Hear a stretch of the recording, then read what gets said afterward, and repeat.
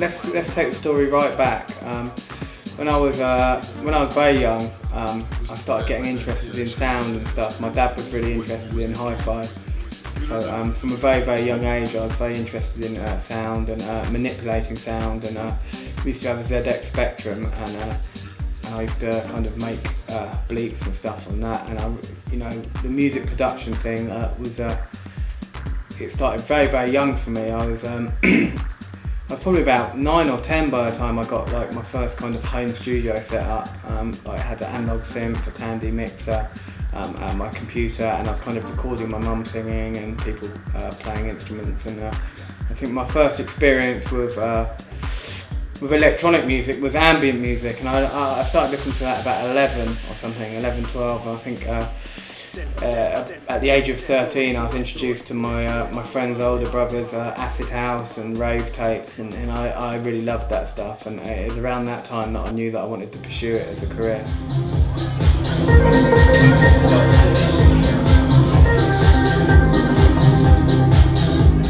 My first release was on 12-inch vinyl. It was in 2001 on Justin Drake's console recordings. But I've been making music for a long time before that.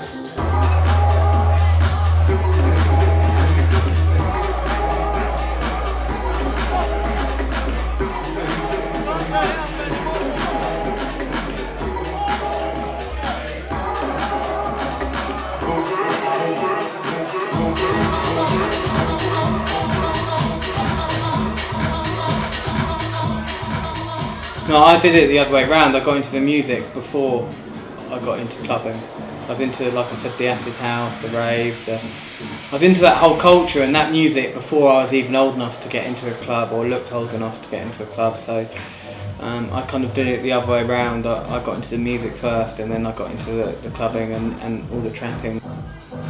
I'm actually performing all my own music live. So all this stuff is where I've made up all my own patterns and all my own loops, and I've put them separated them all into separate channels, so I can then I can then perform them live. So what I'm doing is effectively I'm a conductor of electronic music. I'm telling the machines what to play and when. For instance, if I want to drop in this hi-hat here, then I can press this button here and drop it out, drop it in. And this is all music that I've made up already on this MC909, which is like a 90s studio in a box.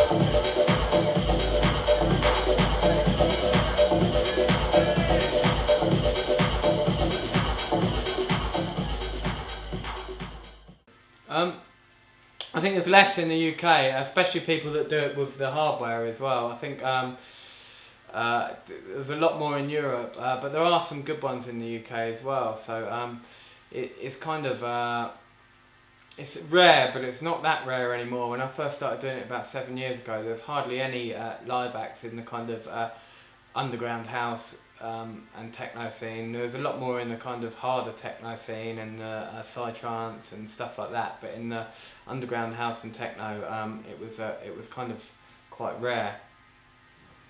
Does it make you more desirable, like you being a live act? I think it does. It gives me something unique that not other people, not a lot of other people are doing, and I think I can kind of connect to the crowd in a way that perhaps a DJ can in some respects, but not to the kind of level that I can connect. So I think there's I think I'm booked. I like to think that I'm booked on the quality of my music.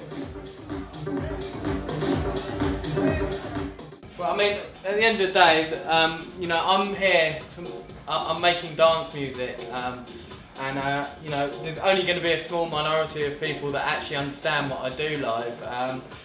But my main aim is to go there and give people a good time, and the people who really understand their music, they get what I do, whereas the rest of the people just dance and have fun,